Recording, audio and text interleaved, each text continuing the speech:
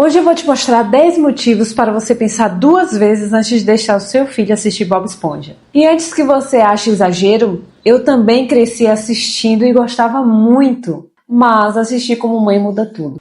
Neste vídeo eu vou te falar de Bob Esponja em busca da calça quadrada. Se você já confiou na classificação indicativa sem assistir antes, fica comigo.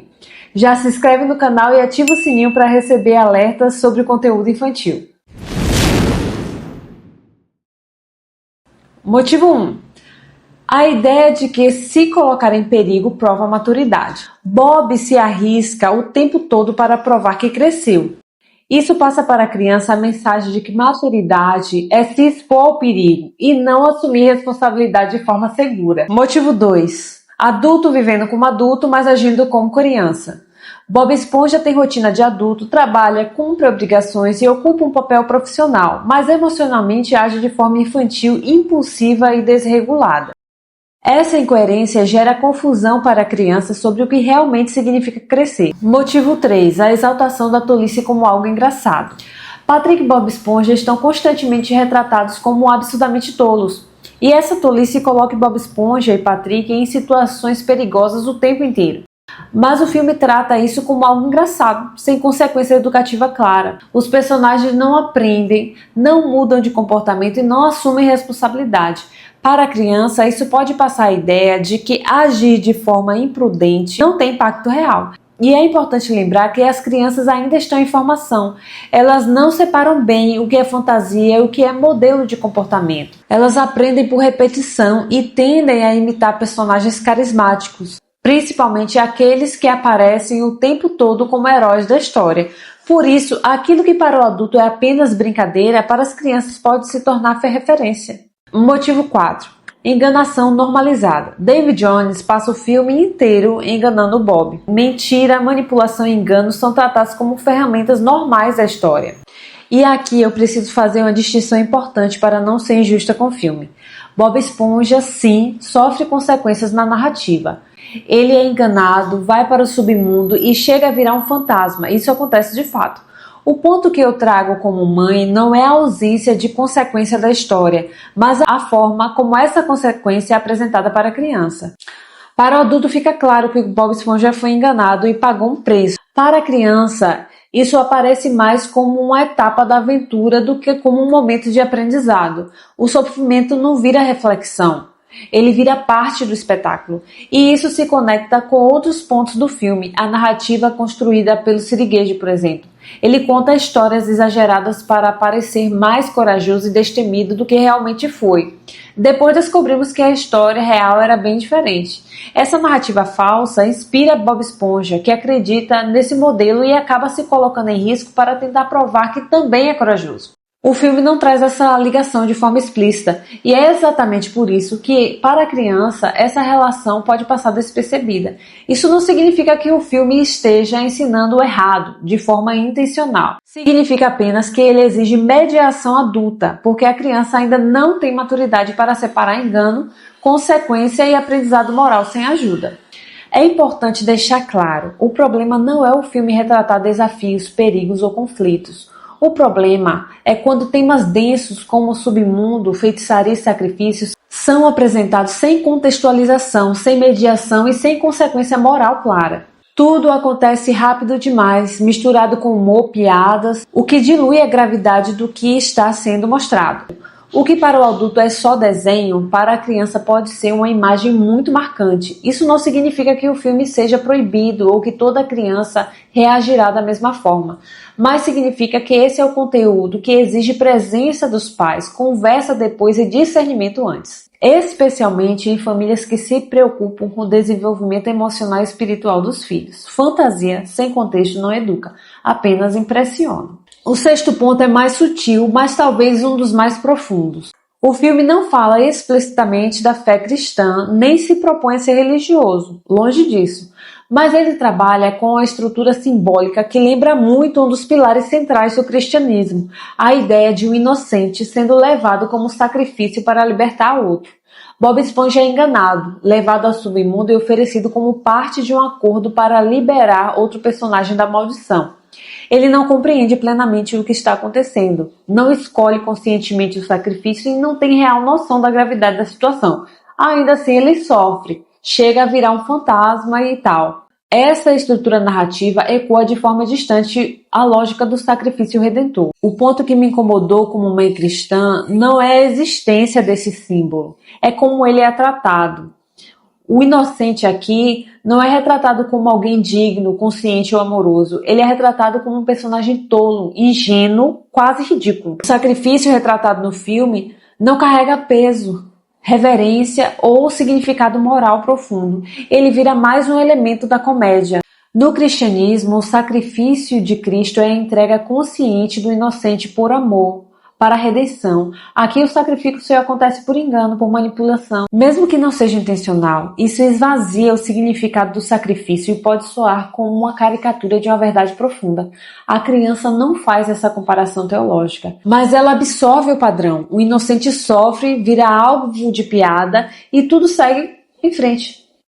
O sofrimento não gera reverência nem reflexão, gera entretenimento. Isso não significa que o filme esteja atacando o cristianismo. Significa que ele utiliza símbolos espirituais profundos de forma superficial. E quando os símbolos profundos são tratados como piada, o risco não é ofensa, é banalização. O problema não é usar símbolos espirituais, é esvaziá-los do significado. O sétimo ponto é a forma como o filme usa o humor adulto em um produto rotulado como infantil. Grande parte das piadas não foi pensado para a criança compreender, mas para o adulto rir. Isso por si só já exige atenção. Ao longo do filme vemos repetidas referências ao corpo, à roupa íntima e a situações constrangedoras tratadas como engraçadas. Patrick aparece com vestimentas inadequadas para o contexto muitas vezes.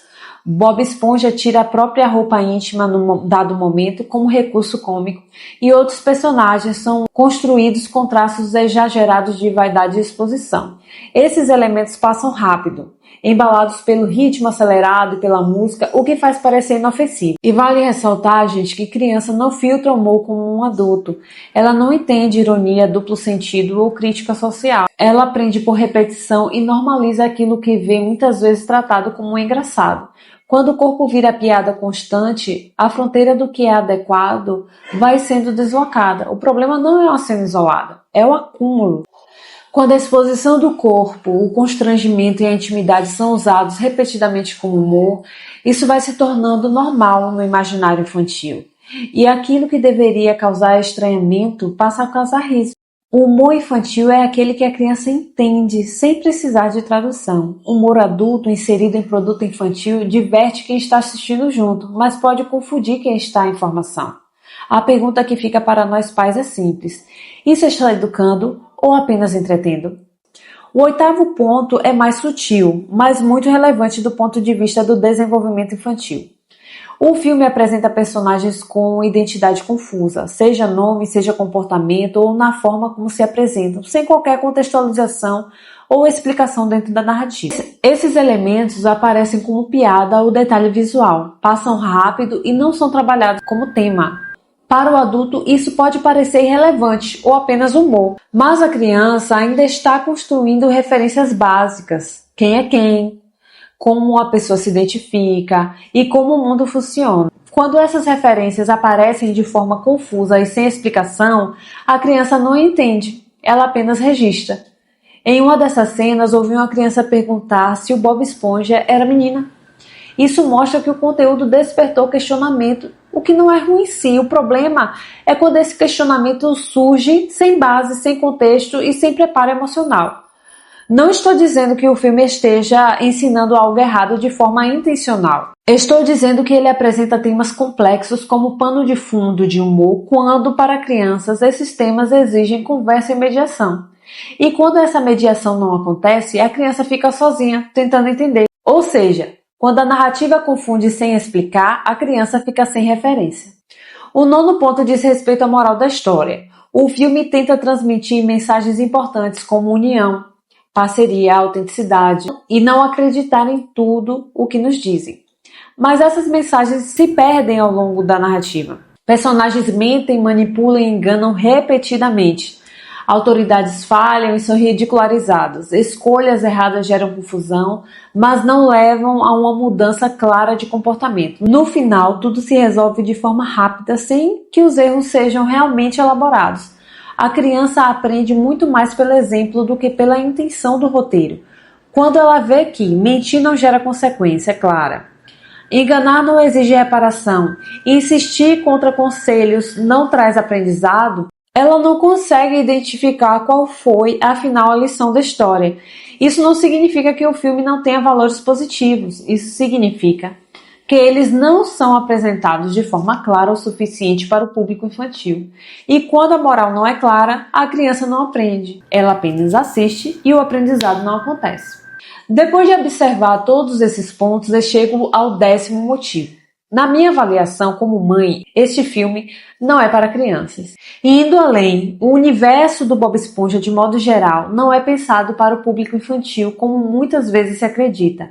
A série e os filmes se sustentam em piadinhas claramente adultas, comportamentos ambíguos apresentados como humor, personagens que alteram atitudes masculinas e femininas sem contextualização e conteúdos espirituais tratados de forma leviana.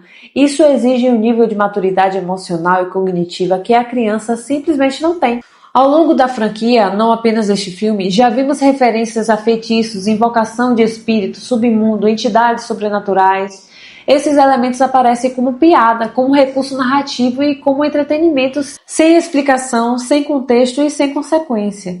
Para o adulto, isso pode parecer relevante. Para a criança, isso pode gerar medo, confusão ou curiosidade por temas que ela ainda não está pronta para compreender. O problema não é a criança fazer perguntas, o problema é expor a criança repetidamente a conteúdos que ela não entende, não consegue filtrar e não tem maturidade para elaborar. Isso desloca o conteúdo para uma faixa etária maior, mesmo que o rótulo diga o contrário. Pois bem, meus caros, classificação indicativa não substitui discernimento parental.